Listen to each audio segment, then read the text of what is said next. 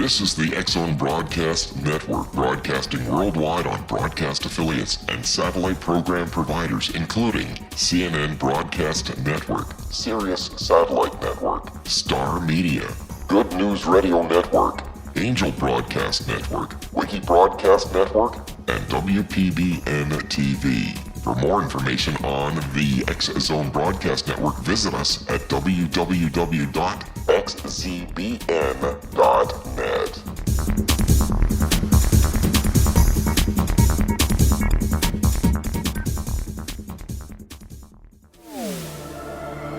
The X-Zone Radio Show with Rob McConnell is largely an opinion talk show.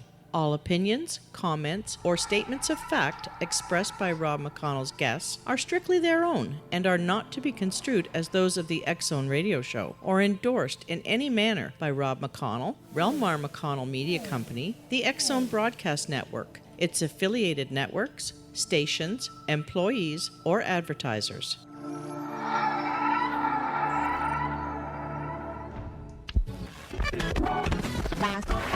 All Hit Radio.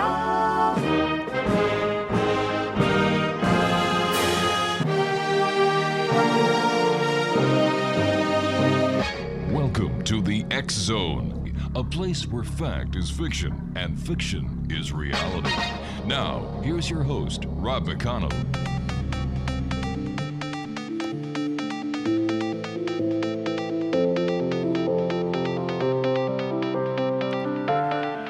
And welcome to the X-Zone, everyone. This is hour number 3 for tonight, Monday, August the 29th.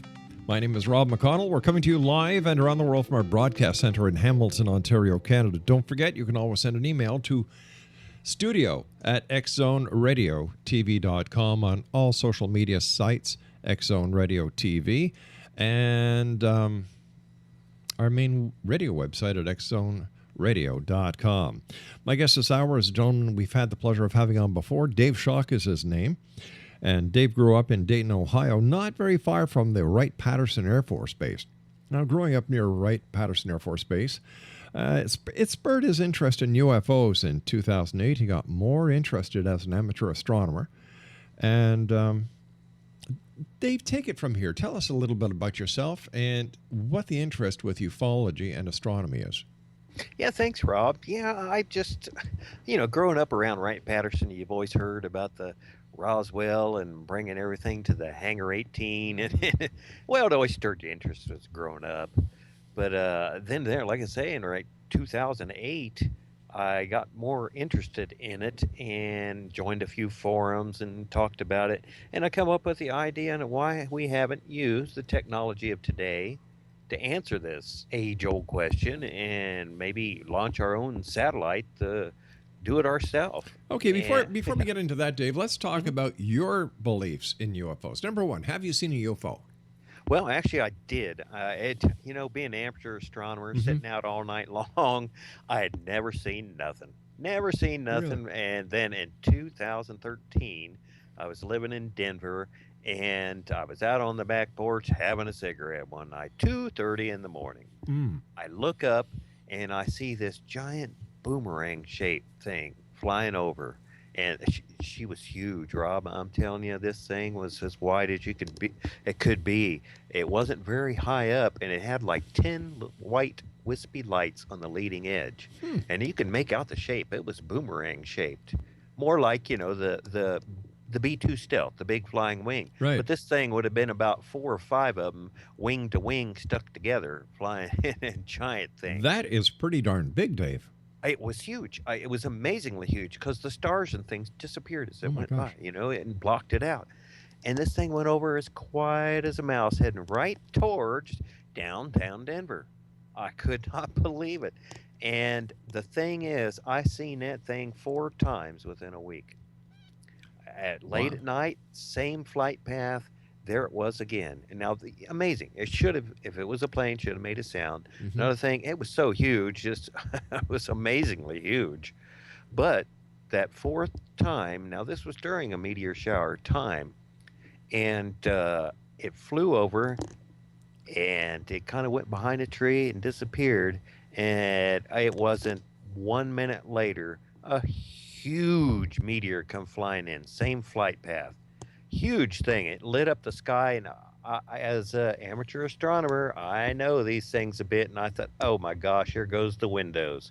I was thinking about that Russia incident when that thing blew up and injured 1,000 people. Oh my, yeah, that wasn't that long ago, was it? That wasn't, and I held my ears. I honestly, I stuck my fingers in my ears and waited, and I could see a flash as it went. It kind of streaked behind the tree in the same flight path as that thing disappeared, and I stuck my fingers in my ears and waited, and no sound. Nothing. Yeah, nothing. I didn't hear a thing, so it must have went off pretty high up. But what got me wondering is this thing had been scouting the area and shot it down, maybe. I couldn't tell because it went behind the tree a bit, so I couldn't see if it actually shot it. But it made me wonder if that thing wasn't trying to protect us, because I had never seen it again after that. That was the end of it. Dave, stand by. You and I have to take our first break. We'll be back in 2 minutes. Exo Nation, our special guest this hour is Dave Schock. And I have some great news for all you members of the X-Zone Nation and all of you listening to us around the world on the X-Zone Broadcast Network. Dave Schock, the guest this hour, is the host of a brand new show that's coming on here, the X-Zone Broadcast Network, called The Shock Factor. And we'll talk to Dave about this UFO, astronomy, and his show. And don't forget, CubeSat.tech. We'll be back on the other side of this break. Don't go away.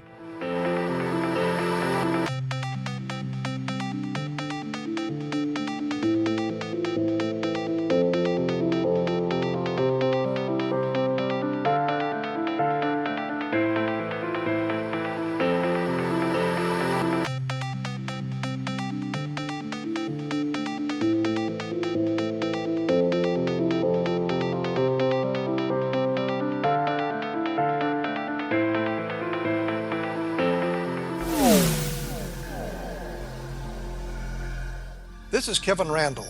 For nearly 30 years, I have been investigating the case of the Roswell UFO. I have interviewed hundreds of people and stood on the crash site.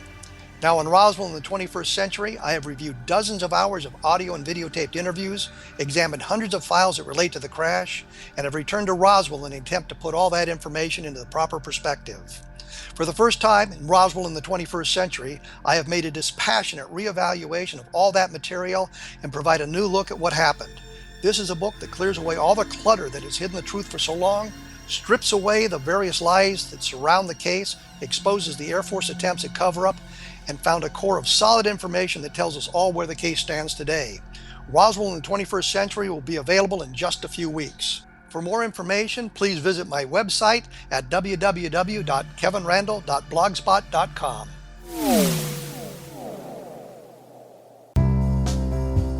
Gibbs A. Williams, Ph.D., is a practicing psychoanalyst, supervisor, researcher, and author in New York City. Much of his life has been dedicated to understanding nature and the uses of meaningful coincidences or synchronicities. His radical and original non-Jungian, non-mystical, non-magical theory of synchronicities illuminates much of the fog surrounding this challenging and perplexing topic. His ideas and manners are fresh, presented in a style that is both entertaining and highly informative. He is also an expert on crisis intervention, specially focused on violence reduction for the police and citizens, mastering anxiety, frustration, and stress without the use of medication, and effectively preventing and treating heroin addiction. Dr. Williams can be contacted at his email address at gwwilliamsny11@aol.com or visit his website at www.drgibbswilliams.com.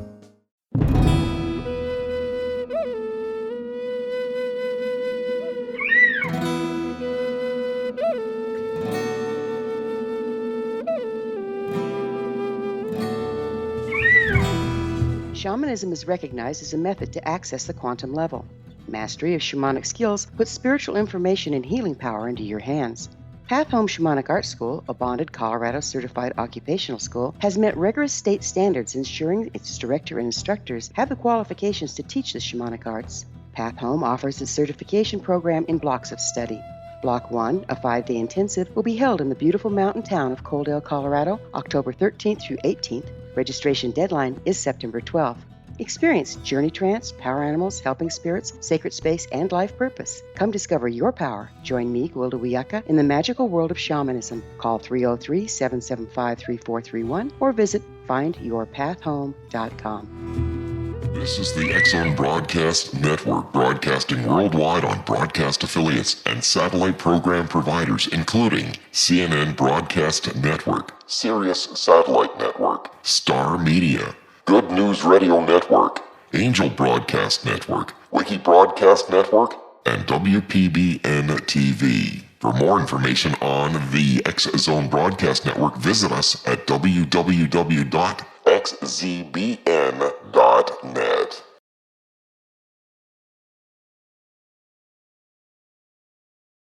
With each new extreme weather event or terrorist act, it becomes increasingly obvious that we live in uncertain and challenging times.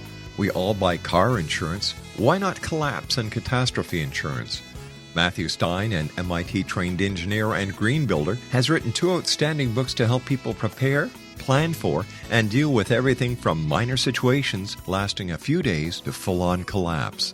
Matt's first book, When Technology Fails, is a manual for self-reliance, sustainable living, and surviving the long emergency. This massive book covers the gamut from first aid and emergency preparedness to alternative healing, renewable energy, primitive living skills, and 18th century technologies that could be critical to your comfort and survival in a long-lasting crisis. Matt's second book, When Disaster Strikes, is a comprehensive emergency preparedness handbook and survival guide. When Disaster Strikes is an essential item for every family's go bag. Both books are available at all usual sources. There's a wealth of totally free information posted at whentechfails.com, and author-signed copies may be purchased at mattstein.com. That's www.whentechfails.com and www.mattstein.com.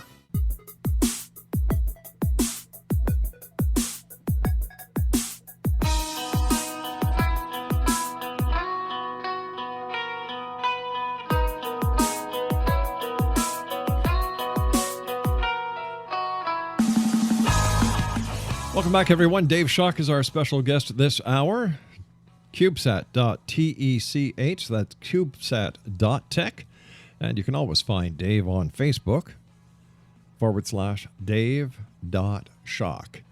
All right, Dave. So what is your take on this meteorite? Is there a connection between the UFO and the meteorite? Is it possible that the UFO knew that this meteorite was coming in and it effectively protected Earth? Well, that's the take I got from it, because I'm telling you, Rob, this thing was huge.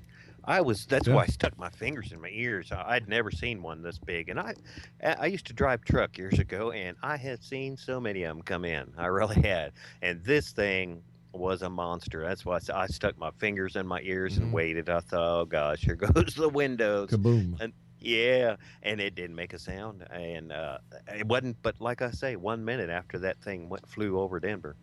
It made me wonder if it did have some sort of connection in protecting us from one of those like that, or an impact of some sort. Were there any media reports on what you had seen that night?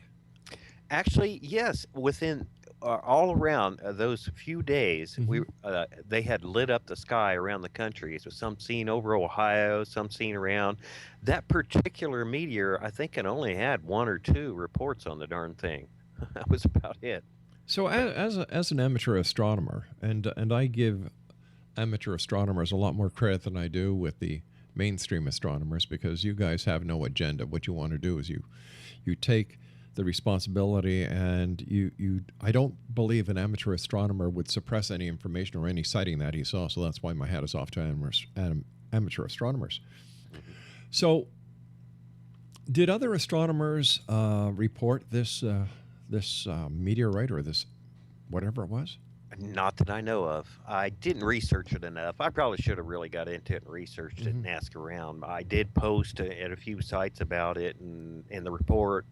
And MUFON actually come out and took a report. Oh, and they took photos from the back porch and They interviewed me a few times and sent me some videos of something that might have been similar, but nothing was as similar as that UFO I seen at night. Because I was amazing, the 10 wispy lights on the leading edge. It's not a normal aircraft, because I was a student pilot. I know aircraft pretty well. No standard marker lights, anything. It had 10 wispy lights. That was really strange looking. They were eerie looking. Like I say, they were wispy, real fainty and wild looking thing when it went over. I was just totally amazed. So tell me, Dave, do you think there is any connection between the craft that you saw that sounds very familiar to the one over Phoenix during the Phoenix lights? Yeah, I know. The video of the one from Phoenix, it didn't seem to have as many lights as the one that I seen, but yeah, it did have a similar. It was similar in width, reported size of it, and the quietness and the way it worked. It was similar. Yeah, it was. When it comes to UFOs, Dave, do you think the government is actually suppressing the information about the UFOs, and that people from other planets, other galaxies are actually visiting us, but the powers to be suppress the information? Well, I do, and then I have to add some more to that. I'm not sure if they know as much as we think they do. We seem to think that they're having coffee with them all the time, or things like that. I just don't think it's as much as that. You see the reports, and then they'll say, well, those F-16s were scrambled after it, and things like that, and they'll disappear and take off and leave them behind. I think the government possibly is almost as dumbfounded as we are on it. I don't think they know as much as they do. I do believe that we could be visited. We are. I honestly do. I've seen some of the videos, like from the space station. You've got that live camera up there. It seems that every time one seems to fly in, oops, we lose the feed to the space station. Oh, darn, NASA says. Shucks. They've had to report twice in the last year, or just in the last, 3 months, they've had to step up and say something because of the loss of feed when something come in and say, oh, well, we occasionally lose feed, and that, because I've seen it was in the news, mainstream media said UFO flies in and NASA cuts the feed. Happened twice in the last 3 or so months, and I think that they see it, cut the feed, and I really do think that they know, but not as much as everybody thinks. I just don't think so. Years ago, I had Arden Albion, who at the time was a project director at NASA, and I asked him point blank on air, what would NASA do if they were able to prove the existence of UFOs and extraterrestrials? Would that information be suppressed? He said, Rob, are you kidding? We would run to the media, give them every bit of information that we had, all the proof we had, because it would guarantee us funding. I've heard that before. I have heard that, but I just think it is. When you think about it, I think it is a national security thing. It's been that way for a long time, and I just don't think that it would be released that way. Now, of course, Hillary Clinton has said she wants to get to the bottom of it. Yeah, but Hillary Clinton also said that she didn't have any private emails on her server at home.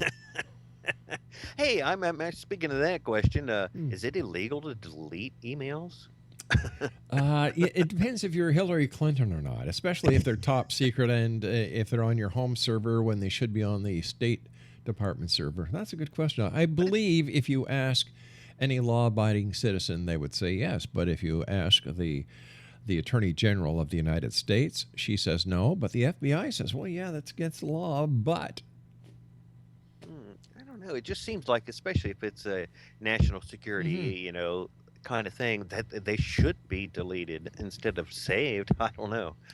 Well, the political situation in the United States is giving the rest of the world a lot of good television. Yes, it is. Yes, it is. It's almost it's better than the O.J. Simpson trial was, and that was a biggie up here in Canada. We enjoyed that. But here's a question for you: if the FBI and other agencies are able to retrieve information from these servers, and we know for a fact that hackers are hacking U.S. government computers, and that the U.S. is also involved in intelligence gathering. Would it not be advantageous to someone to hack into the computers of any country and release information that these countries may be holding on UFOs? And yet nothing has been brought out by any of the hackers or, WikiLeaks, nothing. Actually, WikiLeaks did have something. But they had a way at first when that all came about to be able to search. And I did a lot of searches with different names, different acronyms and things. And I did find a few things, but nothing that ever said anything that's real or anything like that, other than it was mentioned a few times. One of the Japanese people in the government had come forward and said some things about it. The wife of the Japanese prime minister said that she believed in UFOs and that she had been on a spaceship to Venus, I believe.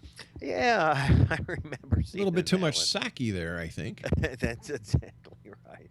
Oh gosh, it went to Venus. Do you know that atmosphere? What is it? 900 degrees, sulfuric acid. At least that's what we're told. But it's pretty obvious. It is. I mean, that lander that I think Russia put that lander down there that one time.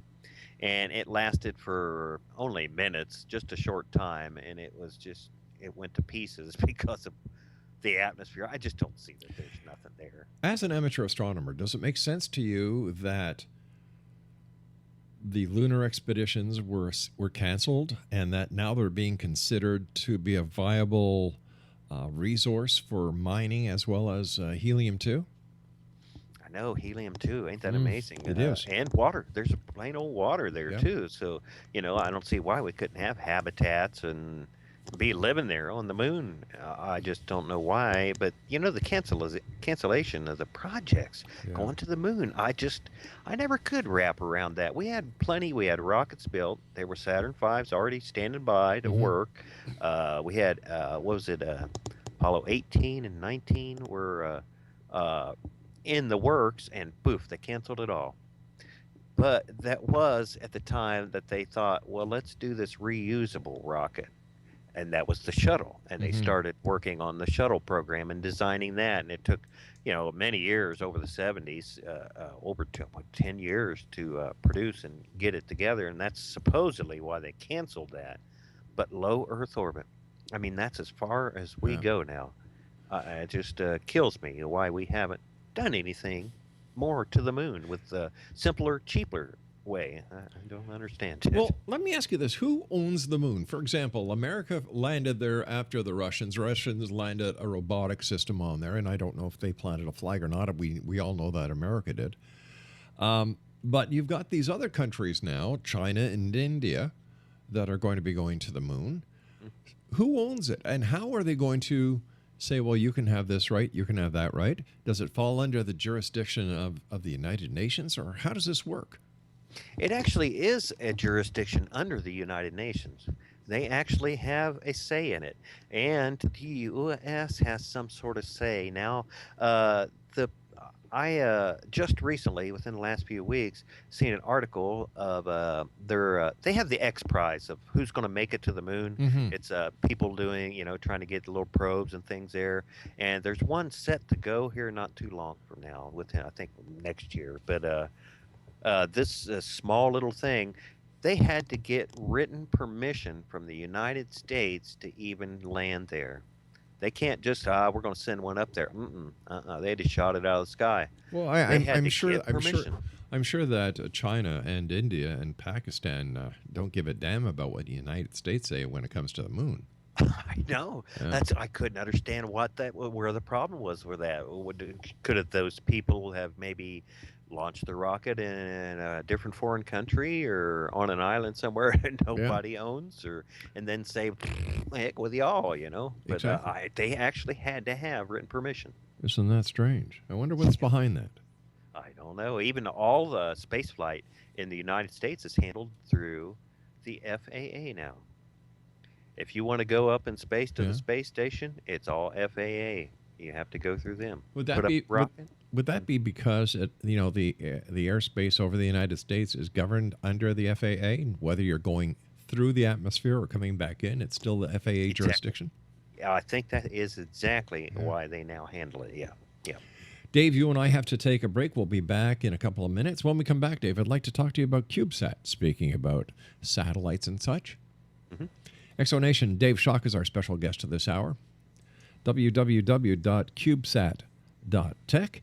And you can always find Dave on Facebook at facebook.com/Dave.Schock. And don't forget, you can join the X Zone Radio TV group page by going to facebook.com/groups/X Zone Radio TV. This is the X Zone. I am Rob McConnell, and we're coming to you from our broadcast center in Hamilton, Ontario, Canada.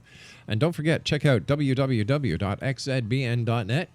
Find out all about the great new programming that starts on the X Zone Broadcast Network on September 5th. Light the Shock Factor with our very special guest this hour, Dave Schock. Don't go away.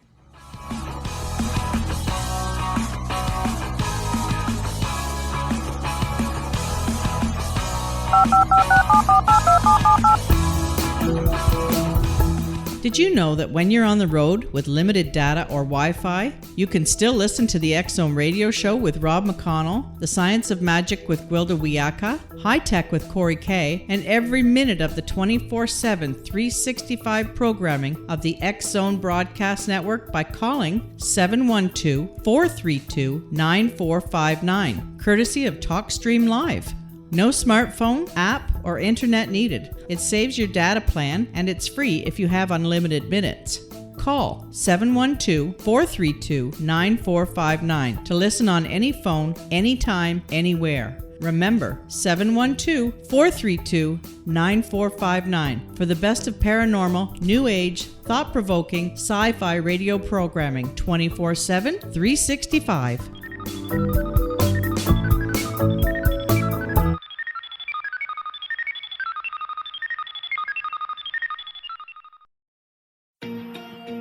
Wouldn't you love to know the secret to everything?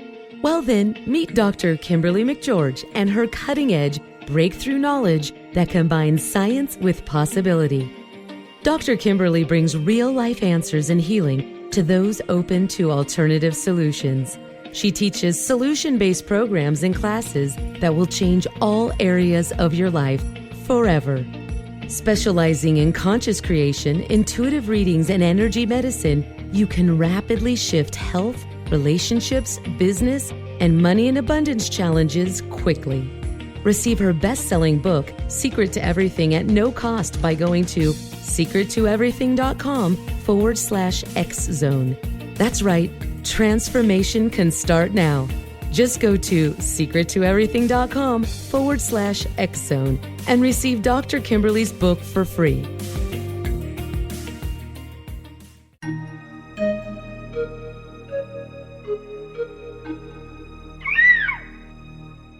While science pursues fact, magic accesses the quantum level, bridging random facts to form truth.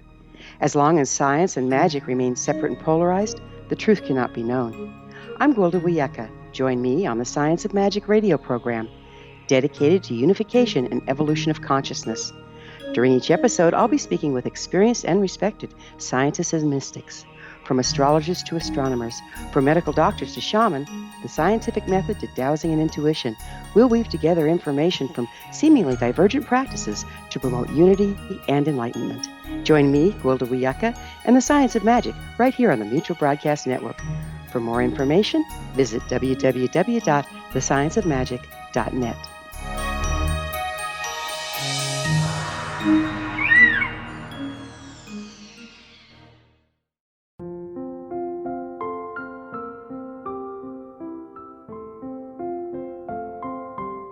I am Dr. Carl O'Helvey, founder, president of a new cancer foundation focusing on evidence-based physical, mental, and spiritual interventions, including natural cancer cures, prayer, meditation, affirmations, nutrition, and other related holistic cancer prevention and cure modalities. These are used in cancer education, research, and financing care. I ask for your help to continue this important work by donating at www.holisticcancerfoundation.com.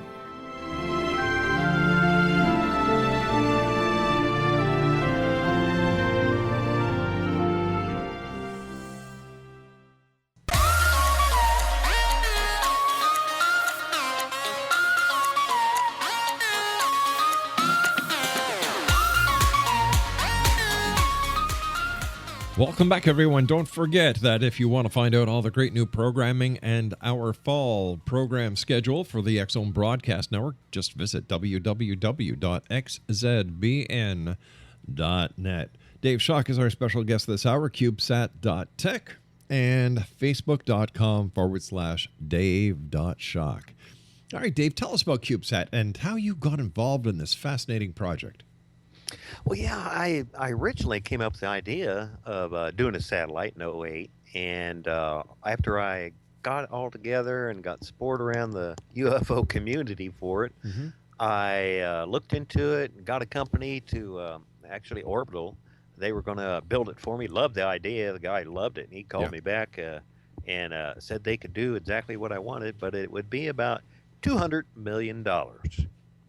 Whoa, wait a sec. 200 million? Yes, that's how much it cost to do a Did you satellite faint back at in that the day. time or what? I about did. And I Yeah. thought, oh, this is not going to go.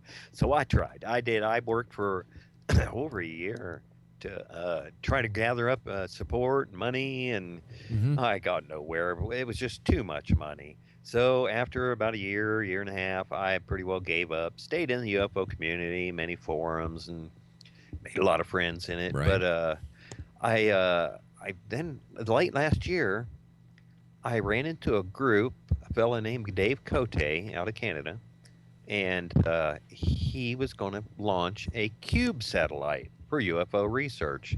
And I had to knock myself in the head a couple times and think, wow, this is a great idea. These things are cheap. So I got with him, and before I knew it, he brought me on board because of my past in this, and now I'm project coordinator. And now, compared to $200 million, this whole project we can do for $50,000. $50,000. That's amazing. Compared to 200 million, that's wow. Tell us about the satellite itself. Can you describe it for us, Dave? Sure. CubeSats are really small. It's basically a shoebox. And that's basically what we're wanting to send up is a 2U. It's basically two of the little CubeSats hooked together. It measures a little over 8 inches by about 4 inches square. So it is. It's like a little shoebox, little fella. I actually have a mock-up a friend made for me, and it's really cool looking. But it's amazing how small and how much technology, compared to back then would have been in a satellite that we can do now in this little shoebox. It's like we can launch an iPhone nowadays and have HD photos from space from this little tiny thing. Well, isn't it true, Dave, that when the Apollo missions were going to the moon, they had basically a 64K computer as their flight computer? If even that. Wow. It was amazing. They say that the old Casio digital watch had more computing power than that thing did. My God. That's amazing. We've come a long way in computing, and like I say, a shoebox now, a little thing. Well, the thing is actually we're going to have 2 cameras on it. One will be pointing down, one pointing up, and we are able to orient the satellite in space. How? We don't have thrusters on board, but we're actually able to move it around by what's called a 3-axis magnetorquer. And it's using magnetics and interacting with the magnetic field of the Earth, and we can actually aim and point the satellite around. So we shouldn't have a problem moving it or pointing it the way. If we see something, we can kind of angle it towards that. But it's also going to have a magnetometer on board, so we can detect any kind of magnetic fluctuations. Say we fly around something, and we're going to have a general reading from the Earth, and we'll be able to use that as a standard. And then anything else that would interact, even probably satellites that it may get close to may even react. But a spaceship, it may put out a heck of a reading. Plus, we're going to have a scintillation counter, which is like a Geiger counter. Mm-hmm. We can actually detect high energy particles, radiation, and any kind of other phenomenon or anything like that. From this 4x8 cube. Yeah. Unreal. Amazing. Unreal. How like, when you've got this 8x4 cube in outer space, this is just blowing my mind. How do you keep the one camera up and one camera down? Like, there's no thrusters like they have on some of the bigger satellites, or on the space shuttle, or even on the space station. So how do you guys do that? Well, yeah, once we're launched, Mm-hmm. we'll get up there and it'll eject us out through the launcher off of the space, off the rocket. Yeah. And then we'll immediately make contact, deploy the antennas, and then we use our magnetorquer, as I'd mentioned. The magnetorquer, it's 3 axis, Right. so we can control it by it creates a magnetic field, Mm-hmm. and there's a little rod like inside that will react and kind of vibrate, and it moves the satellite gradually by moving them around. Mm-hmm. And there's open air torquer So that creates the magnetic field Mhm. that will actually stabilize and keep it, and we can actually point the satellite, and no thrusters on board, all Wow. done through a magnetic field. so it does pitch, yaw, and roll. It sure does. Unbelievable. All right, let's start off at the launch. How big is the rocket that is going to launch it into orbit, and how high is the orbit?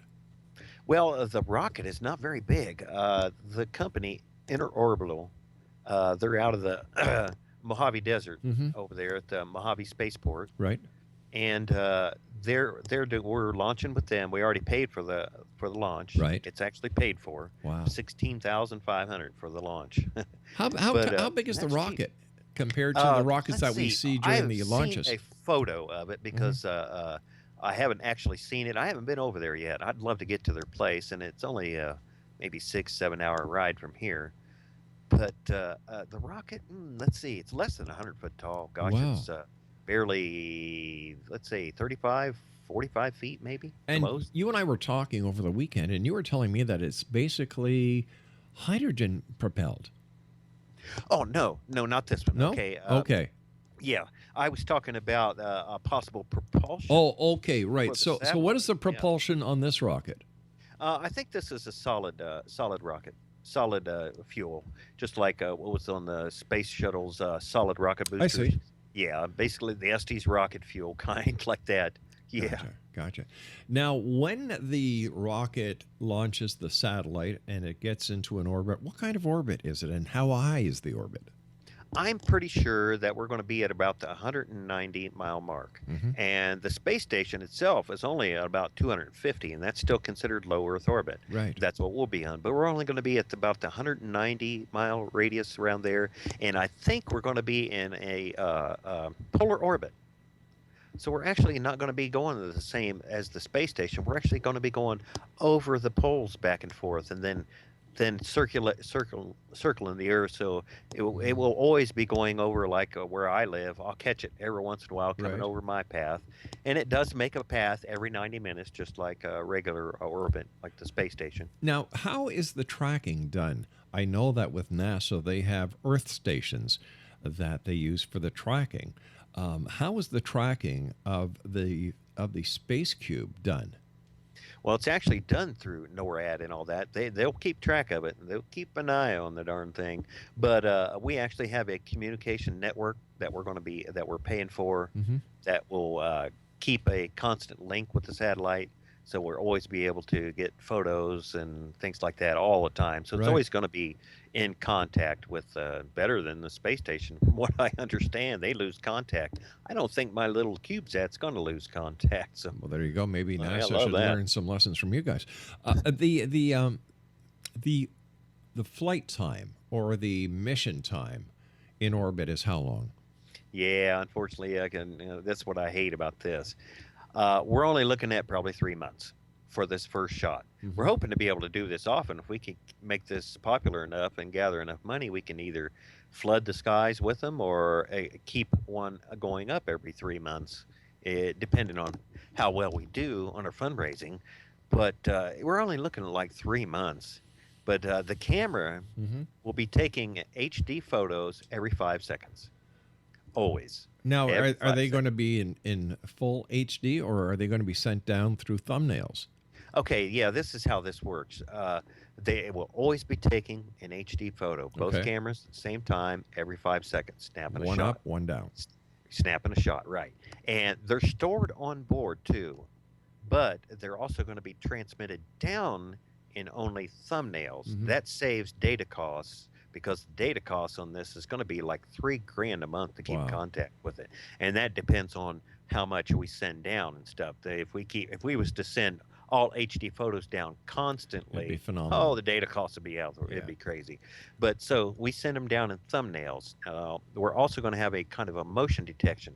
If something is noticed moving in the pixels of a first couple shots or so, immediately we will be alerted and we'll know, and it will backlog and start sending back the HD photos that had been taken prior and that. So we'll be getting HD then. All the HDs will start coming down every 5 seconds. What are the chances of Space Cube getting knocked down by space debris or a meteorite or something like that?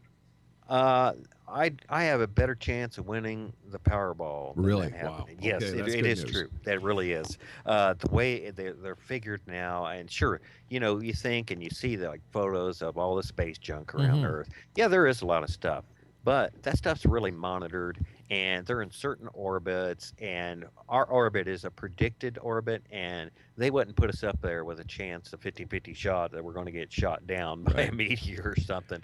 It could happen. Something can happen. Now- It does happen, but I doubt it will. Now, we all have watched the Challenger or another other shuttles land. The delta form causes the heat shield, and the craft returns safe and sound. Well, except for a couple of occasions. Yeah. How is the Space Cube recoverable, or does it burn up when it's starting to do its reentry? I will stand outside and salute as I see the streak run across the sky in flames, because that's exactly what it will be. It's going to burn up. Yeah. And, Yeah, there's no way to recover it. and the size being 4 by 8, people are probably saying, well, that's not very big. But when you look in the sky and you see a shooting star, you're looking at something the size of a pebble. A pebble. Yeah. Ain't that amazing that a grain of sand or a pebble makes that streak across the sky? It's amazing. So hopefully it'll come in over this way so I can at least watch the death of our satellite. But yeah. Now we do have a possibility. I've seen this, depends on how much we raise. Right. But there is CubeSat propulsion out there that we could extend the mission by 3-4 times or up to a year by adding a propulsion unit on. And Let's talk about the propulsion unit on the other side of this break, Dave. This is really interesting. And listen, thank you, number one, for talking to us about CubeSat. Thank you, number two, for coming on the X-Zone Broadcast Network. We're looking so forward to your shows. And thank you, number three, for allowing us to be part of this great endeavor. I appreciate it. Thank you. All right, buddy, stand by. X-Zone Nation, Dave Schock and I will return on the other side of this break as we wrap up this hour here in the X-Zone from our broadcast center in Hamilton, Ontario, Canada. Don't forget, check this site out, CubeSat.tech, and Dave on Facebook is facebook.com/Dave.Schock. I am Rob McConnell. This is the X-Zone on the X-Zone Broadcast Network. Don't go away.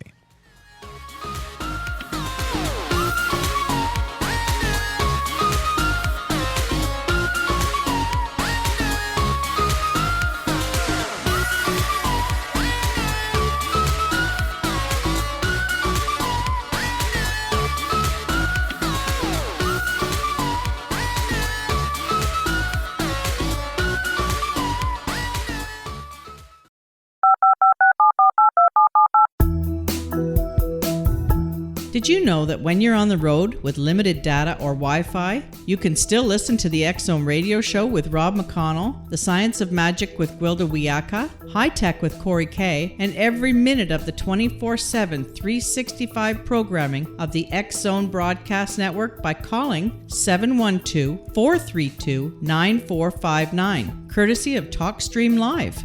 No smartphone, app, or internet needed. It saves your data plan, and it's free if you have unlimited minutes. Call 712-432-9459 to listen on any phone, anytime, anywhere. Remember, 712-432-9459 for the best of paranormal, new age, thought-provoking, sci-fi radio programming 24/7, 365.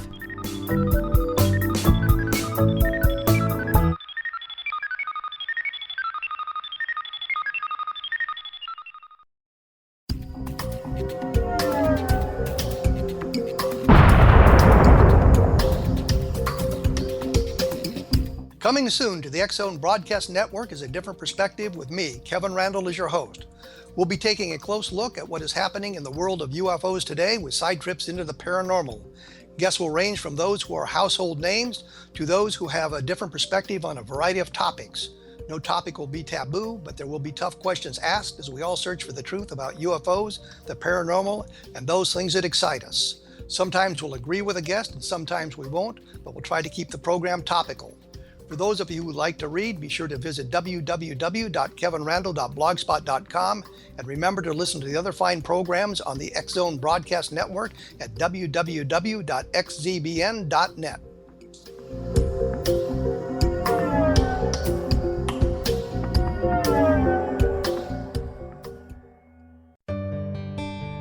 Afterlife expert Roberta Grimes was the first one to say that dying can be fun. Now her best-selling book, The Fun of Dying, is available in stores worldwide.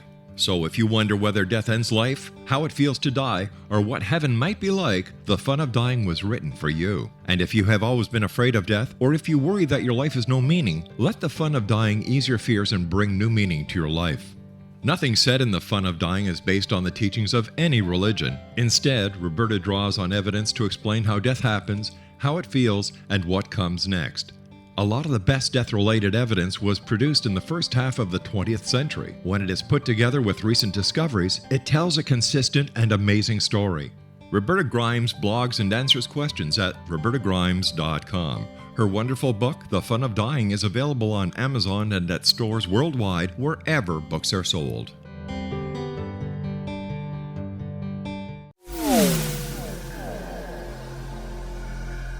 This is Kevin Randall. For nearly 30 years, I have been investigating the case of the Roswell UFO. I have interviewed hundreds of people and stood on the crash site. Now in Roswell in the 21st century, I have reviewed dozens of hours of audio and videotaped interviews, examined hundreds of files that relate to the crash, and have returned to Roswell in an attempt to put all that information into the proper perspective. For the first time in Roswell in the 21st century, I have made a dispassionate reevaluation of all that material and provide a new look at what happened. This is a book that clears away all the clutter that has hidden the truth for so long, strips away the various lies that surround the case, exposes the Air Force attempts at cover-up, and found a core of solid information that tells us all where the case stands today. Roswell in the 21st century will be available in just a few weeks. For more information, please visit my website at www.kevinrandall.blogspot.com.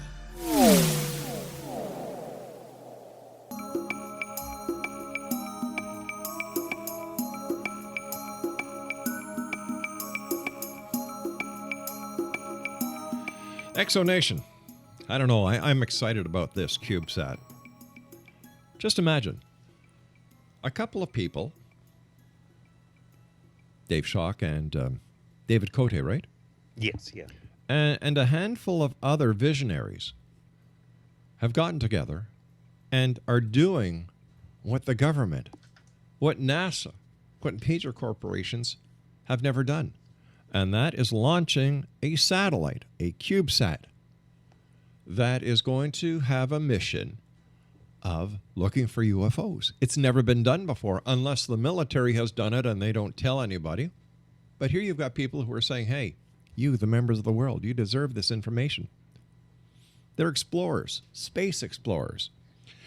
The project is CubeSat Disclosure.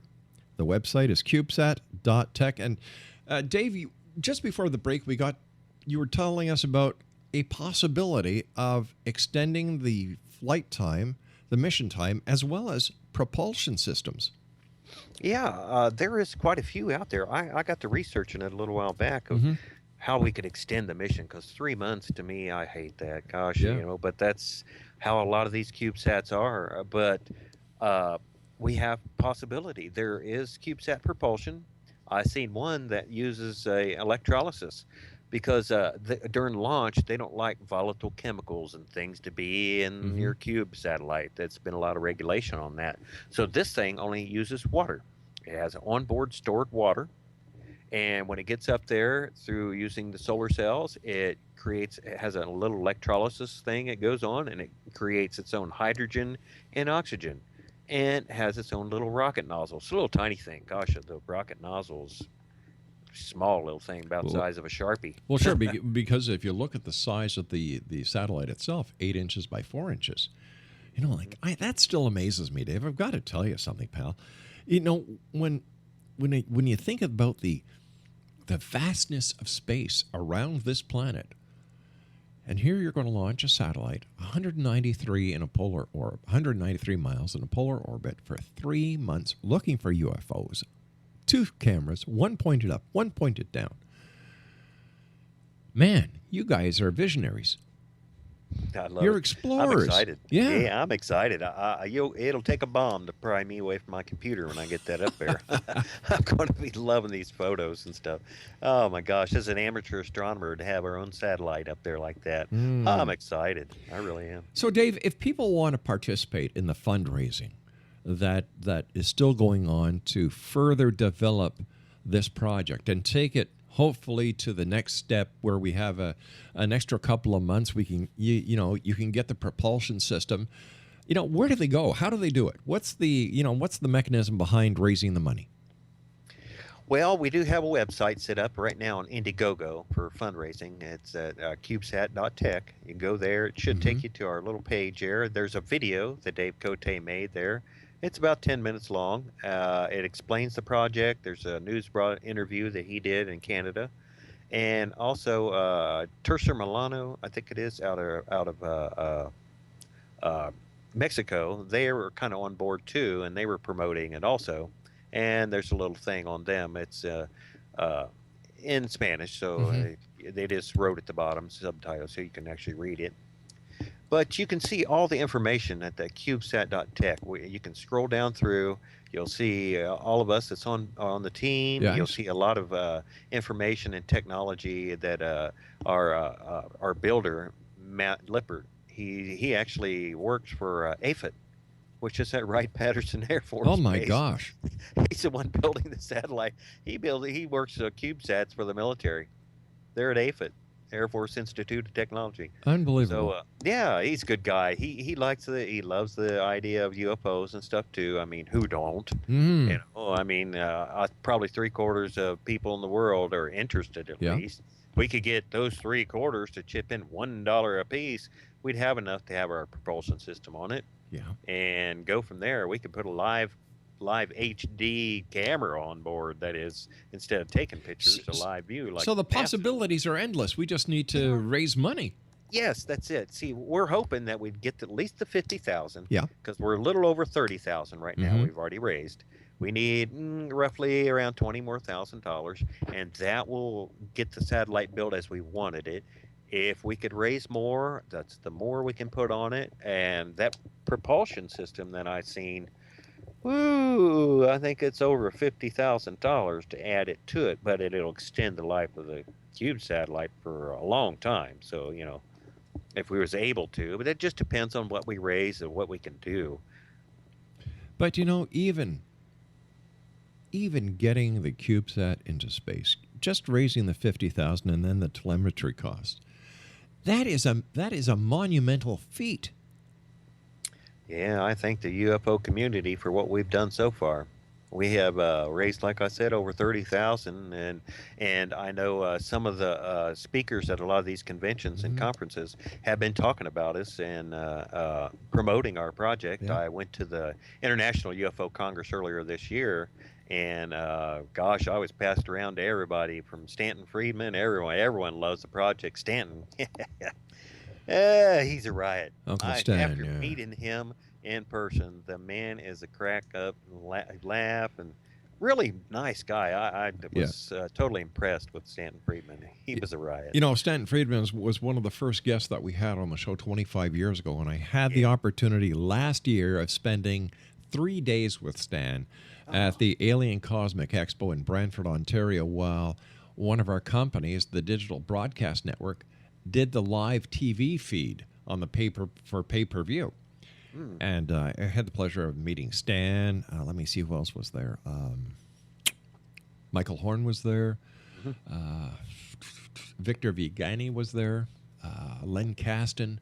And a whole slew of people. You know, it was really neat, but my favorite, Stanton Friedman.